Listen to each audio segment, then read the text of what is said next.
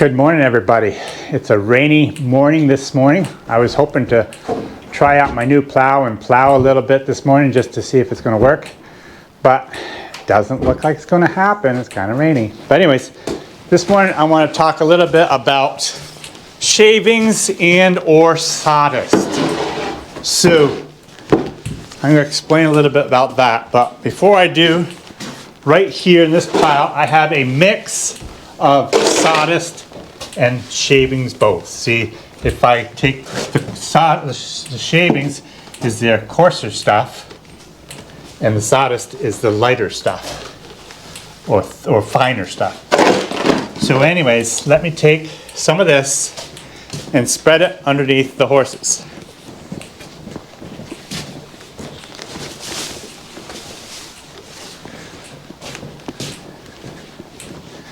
So as I'm doing this, I'll explain a couple things. We have, well, let me think now.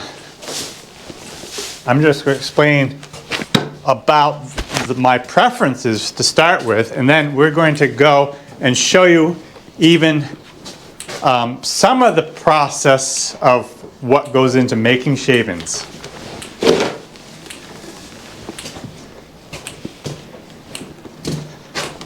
So I will start right off by saying my preference for bedding is mixed sawdust and shavings together.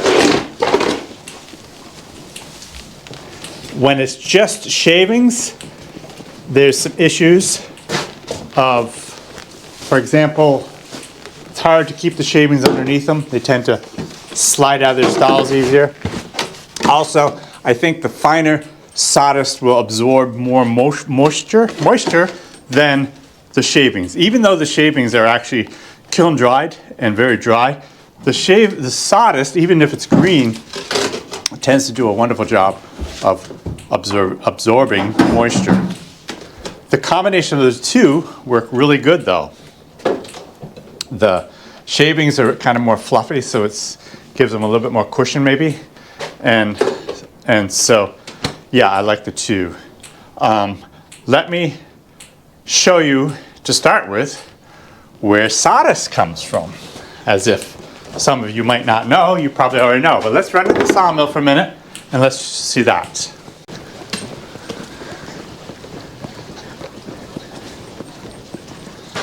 So for you guys that aren't regular watchers of my videos, this is my sawmill. I have a wood miser sawmill right here. As you can see, I have a big old monstrous white pine on it right here now. So in the process of sawing, what comes off this mill, well, one of the things that come off this mill is sawdust. So this is the sawdust right here. It's a very fine sawdust, and it works really good. But during the winter months, I am generally spending most of my time in the woods. I'm running the sawmill very little. So because of that, I run out of sawdust. So most winters I can actually keep enough sawdust to get me through, but this winter especially I ran out of sawdust. So I had to purchase shavings. So we're going to show a little bit more of that process in a minute, but I want to go show you the pile of shavings so you can see the difference between just sawdust and just shavings. So here is our pile of shavings, and I will show you here later in the video more of the process of how we got the shavings to this point here.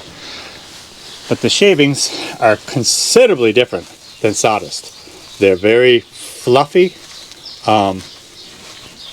nice stuff. You can hear how dry it is. Yes. They're crackly. Yes. It's kiln dried, so. Yes. So they're the two products, and you've seen me run the sawmill, and I don't know if they'll let me, but I hope to be able to go into the shavings mill and do a little bit more about the shavings, and that's what we're going to do even right now. But we don't know if they'll let us film in the shavings mill, but we'll find out when we get there. But before we go to the shavings mill, where does the wood come from that they use to make these shavings? I want to go back to my log job this winter, and explain where at least some of the wood comes from to make these shavings.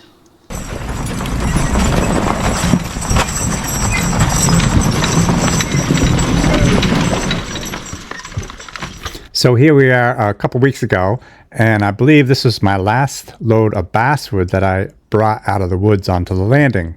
So basswood is one of the woods that go into these shavings. And I had a lot of basswood on this job, so I was able to take some of them over there to the mill.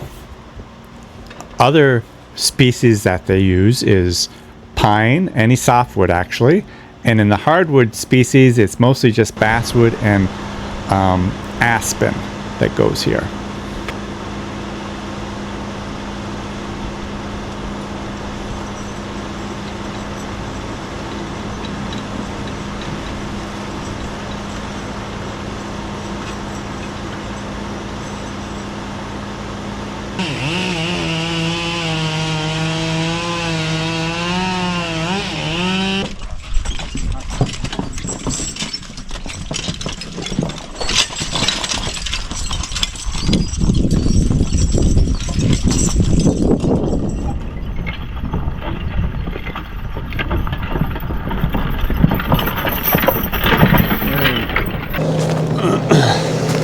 Okay, so what I'm doing here is I have this huge pile of basswood.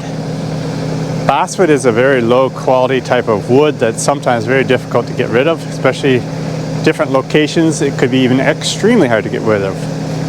Some of this basswood, the really nice logs, I will be bringing home to my place and sawing into lumber. I've had fairly good luck selling quite a lot of basswood lumber over the years, but I'm bringing all the basswood out of the woods, not just the nice logs. So I have all the tops also. So these tops have very, very low value. A lot of these tops I will actually burn in my outdoor furnace, but a lot of this stuff I can cut it into logs or pieces that are 8 feet long. Actually, they have to be 7'10", because my trucker can get 3 tiers of 7'10". The 3 tiers of 8-footers would be kind of hard to get on this truck. And it really doesn't matter that much of the quality of it. You can see over there, that's all cut up 7'10", in this pile here. So I will be putting this on my wagon.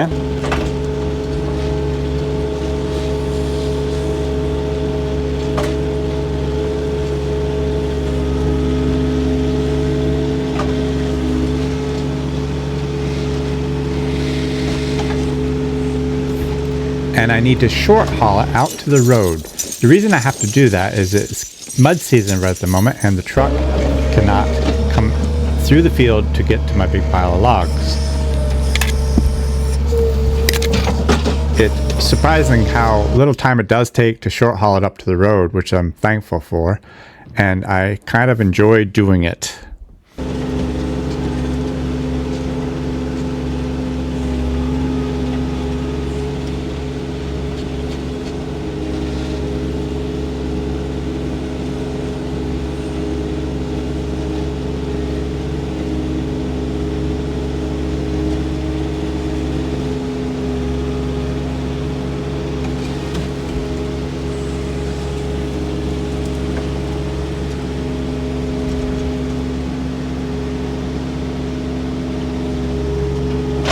Huh?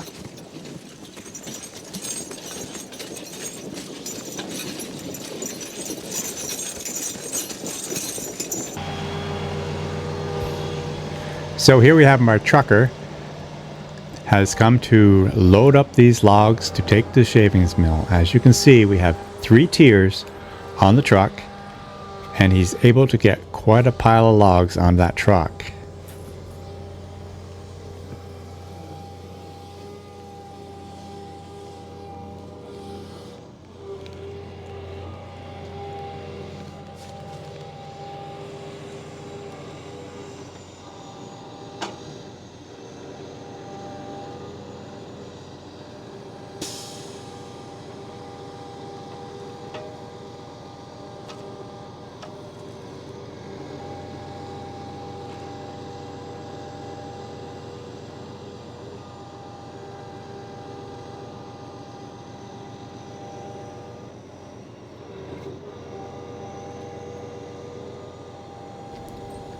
So here we are, Paul's finishing up the load, and I asked him if I could ride along with him to the shavings mill, and he said sure. So let's head on out of here with this load of basswood.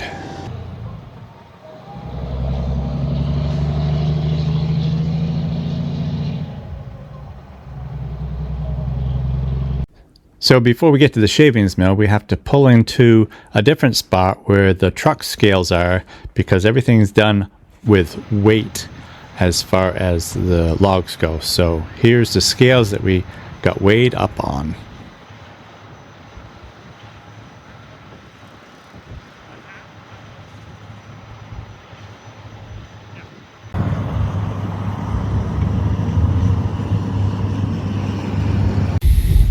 So we're pulling into the log yard right now, and it used to be old bunkers from a farm of years ago, and that's where all the wood goes.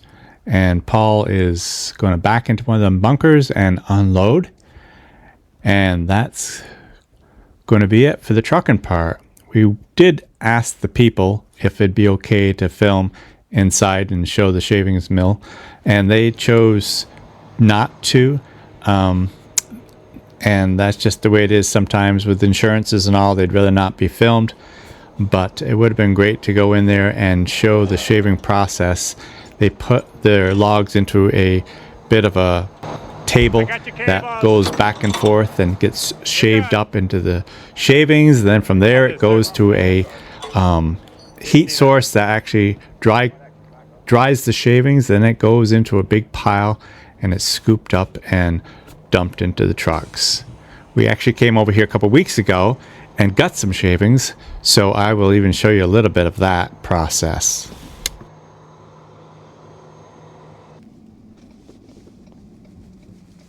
So guys, here we are coming into the shavings mill.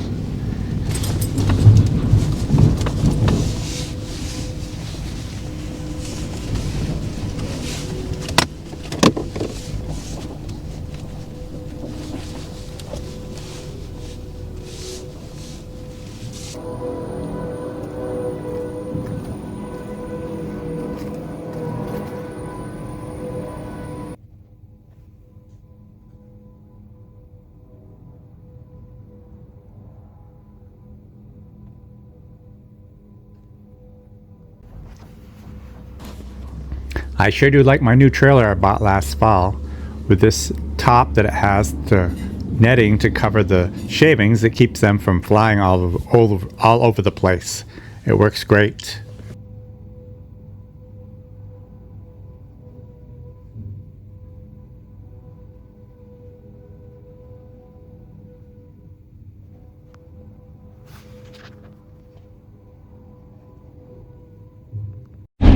Back at the farm.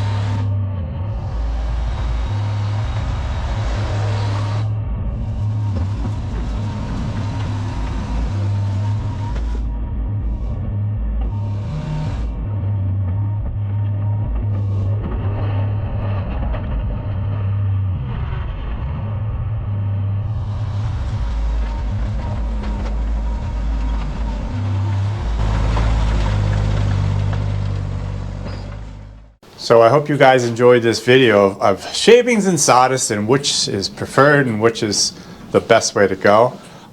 So I gave you some of my thoughts on it all. I'd love to know what your thoughts are. So put in the comments of what you use for bedding in your stalls.